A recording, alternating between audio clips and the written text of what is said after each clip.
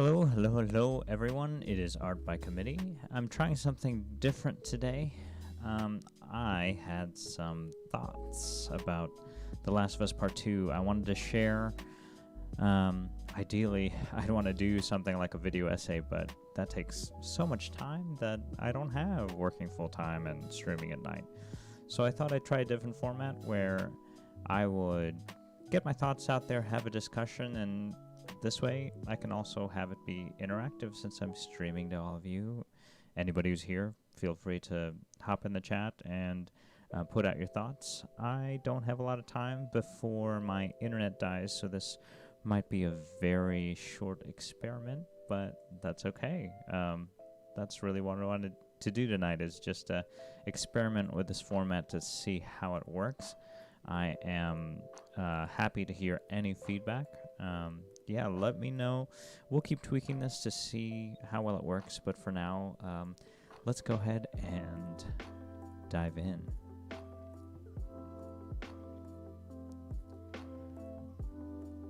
So, my motivation to even attempt something like this was from reading this article on Polygon by Ki-Hoon Cha, titled Games Need to Return to Black and White Morality.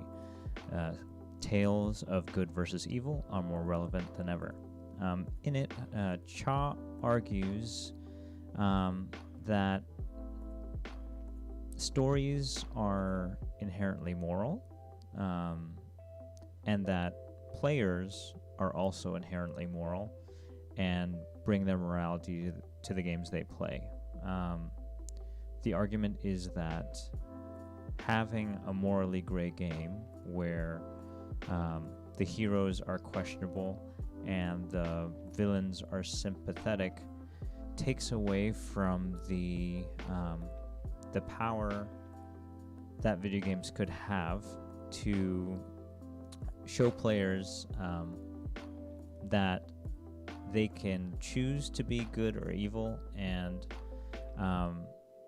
that choice can cause players to reflect on their own morality and their own choices. The specific example that Cha gives in the article is Undertale, where, hey Cantor, welcome. welcome. We are trying something crazy and different today. Cha gives the example of Undertale in the article, in that in Undertale you can choose as a player to be good or evil through having a pacifist playthrough or just killing everything in sight playthrough. The game, if you choose to slaughter everybody, everything, says that it presents that choice as motivated by some sort of force of incomprehensible darkness that takes over you. Momo, you'll do a hex on Comcast if it messes up. All right, good. Comcast deserves it if it dies. I'll try to wrap it up before then, so don't worry. And so if you choose to slaughter everything in Undertale, it says that there was a darkness that motivates you, this force that takes over you and causes you to do that. There's no explanation based on what happened to you as a character that explains away why you made that choice. And Cha argues that allowing players to make that choice causes them to confront their own morality and gives them a sense of discomfort as they choose the dark path. And that this uneasiness can only occur in a game where it is very obvious what the good is and what the evil is, what the good path is and what the evil path is.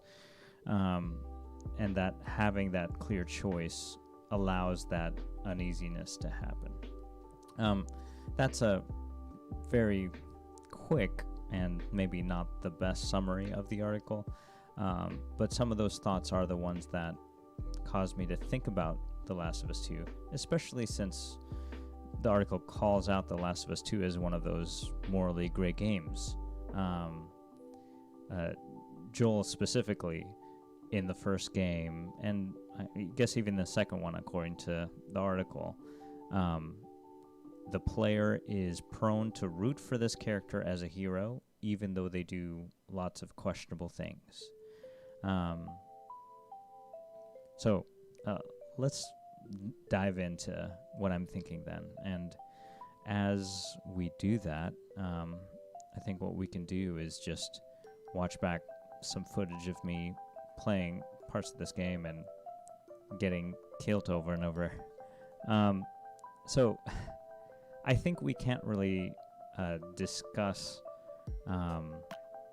good versus evil, morality, player choice without talking about just the history of video games and how video games have just worked from the beginning, how they're structured, how they're designed, and how they deal with violence. So historically, violence has always been part of the vocabulary of video games, from when Mario jumped on Goombas to the soldiers in Contra shooting at combatants, trying to shoot them down. The early game designers essentially relied on the tension of survival and violence to maintain that survival as an inherent part of the design of those games. And ever since then, games still rely on that structure. But, you know, games are games. It's still in the name. Games are played. And as a golden rule, games have always tried to follow the rule that a game must be fun. And so many games that are inherently violent try to make that violence as fun as possible. And it's very rare that games provide the choice to not act violently. And if there is a choice, there is really only two options: violence or death. You need to commit violence to continue the game, or you as a player character will die and can't continue playing. And there are really not very many games that have examined this lack of agency or the lack of choice in games. But there are a few that have. Probably the most prominent example is the first BioShock, where there's a twist in the game where you realize that you as a character, as a player, really don't have the agency that you thought you did. And it's very clear in the course of the story of that game that it's talking about how you as a player feel like you have a choice, but in reality, you as a player of this video game only have one choice, and that's to commit violence. There's no other choice. There's no other way to go forward. And the game very explicitly explores that theme, whereas not really a lot of games do. There are one other example maybe I can think of is Spec Ops: The Line. I've played a beginning of that game. And a lot of those themes mirrors even Last of Us as well. This sort of Heart of Darkness tale of wandering further and further into darkness and evil and evil actions and what that does to the player. But not very many games really try to explore that. And even fewer games treat the subject of violence like The Last of Us Part 2 does. And the way I thought of how The Last of Us Part 2 treats violence is with a sense of respect. So let's look at it. Let's look at how The Last of Us Part 2 approaches violence.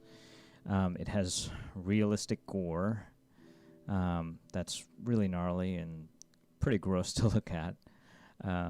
It's got enemies, especially with the ones that aren't zombified, of course, that are humanized to an almost comic degree. Enemy combatants call out each other's names whenever they get hurt or whenever you kill one of them. The encounters, I'm playing on normal difficulty. I'm pretty experienced playing games, but I found them to be very difficult and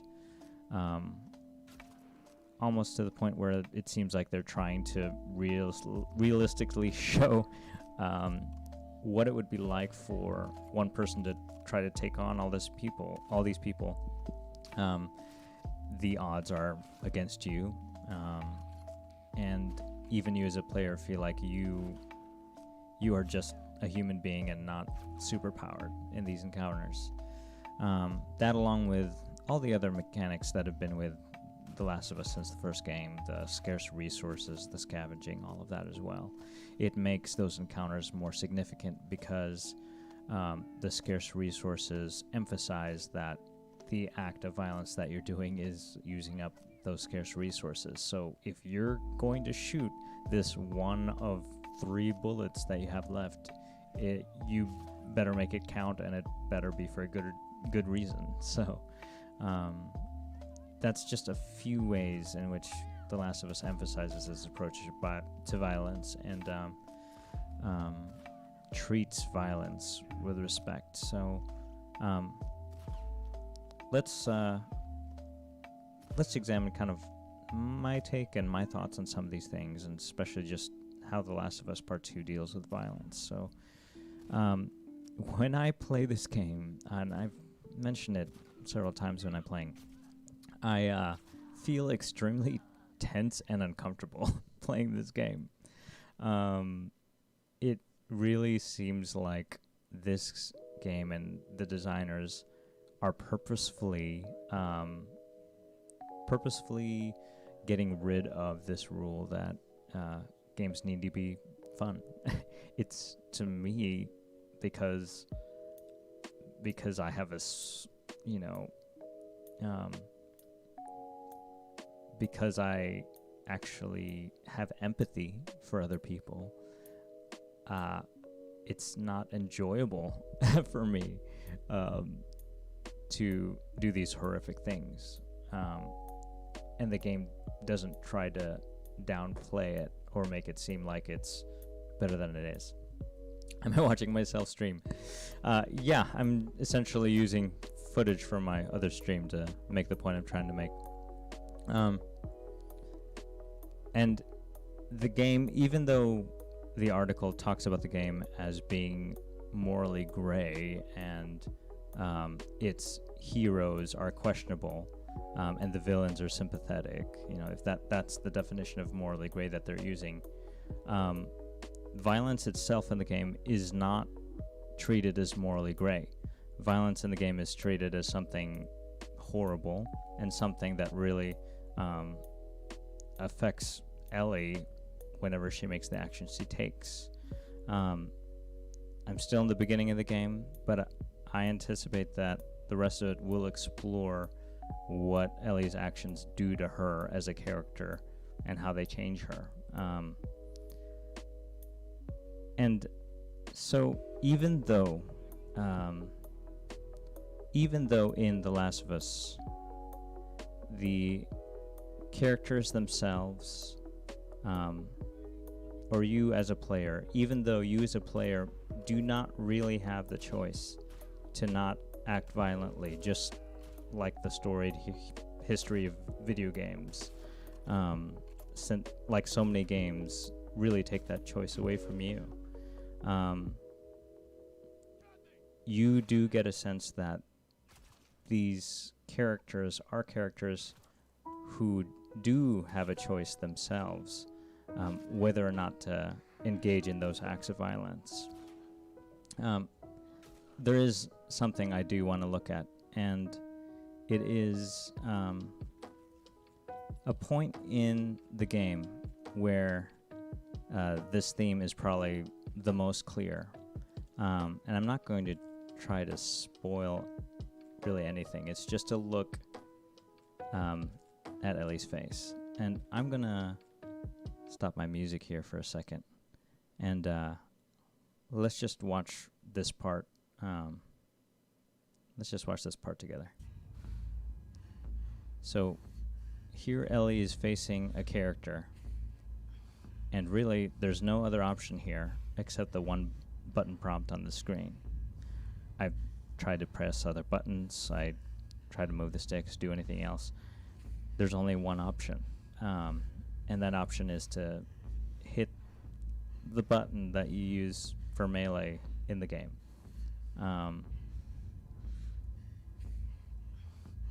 Ellie here is hitting a character.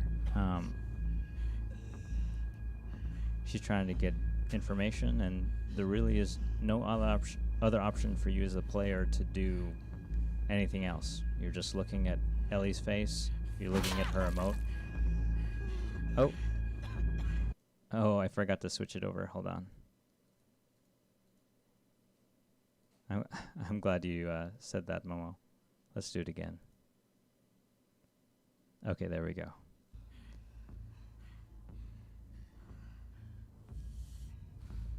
So yeah, as I was saying,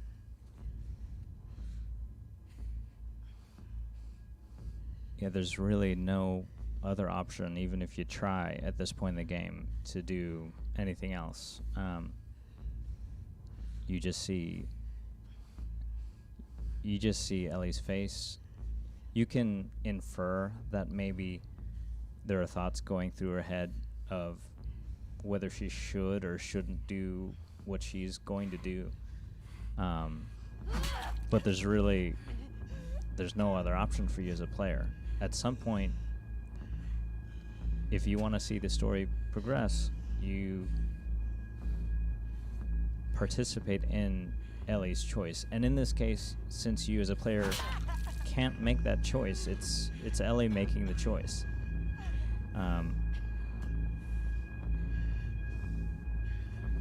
All you can do is press the button. So yeah, that's a pretty significant part of the game, and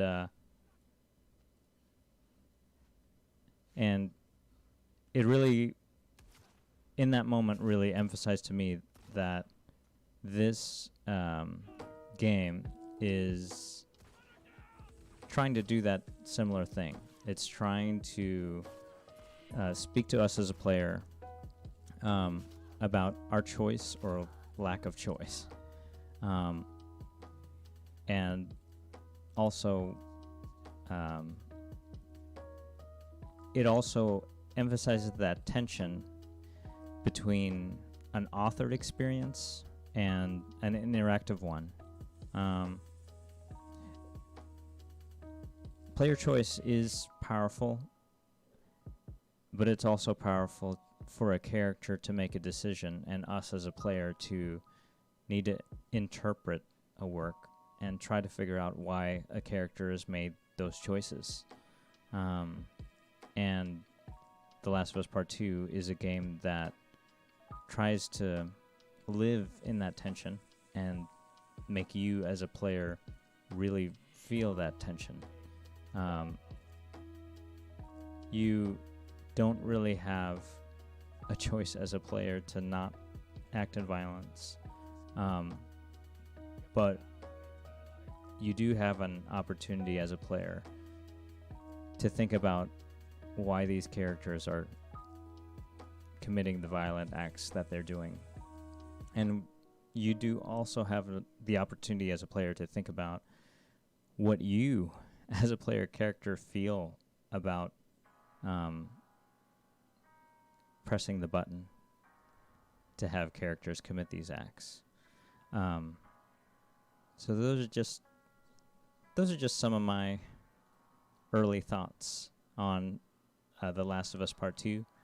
I know there'll be more to unpack as I play through this game, but I didn't want to wait until the game was finished to kind of get some of these thoughts out there. So thanks for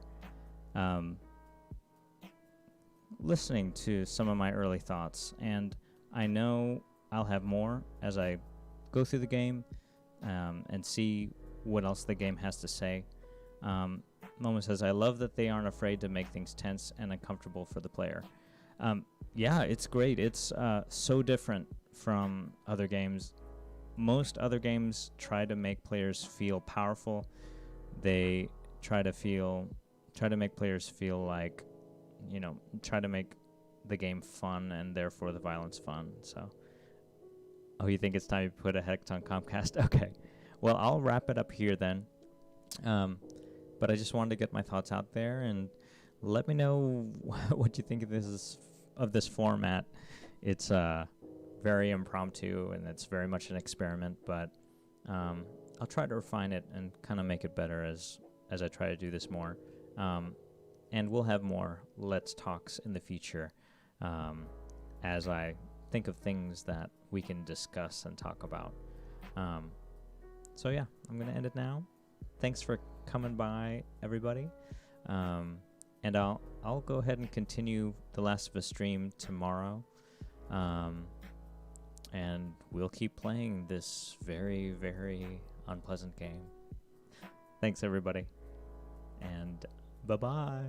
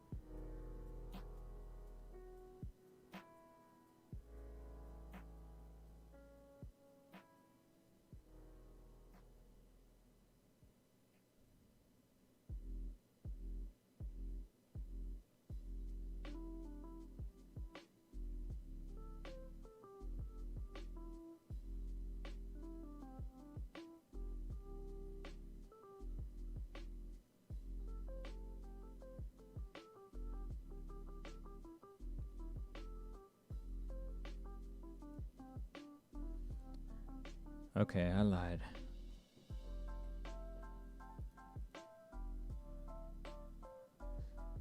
I'm gonna play some The Last of Us Part 2 until my internet dies. Oh, never mind, I lied. Oh, wait, what? Dinner's ready. We'll continue it tomorrow. Bye, everybody. Bye. Yeah, I did come back. Oh, sorry, I'm still behind. Oh, you're fine. Maybe it's because I'm on the phone. You Well, can Momo keep finished going cooking for dinner. now. Huh? You can keep going. We can heat it up. No, let's eat some foods, because foods is good. Sorry. Yeah, you know. I'm just a liar. My phone d- said bye for now still. Don't trust anything you see on the internet. That's probably the best advice I can give. Bye-bye.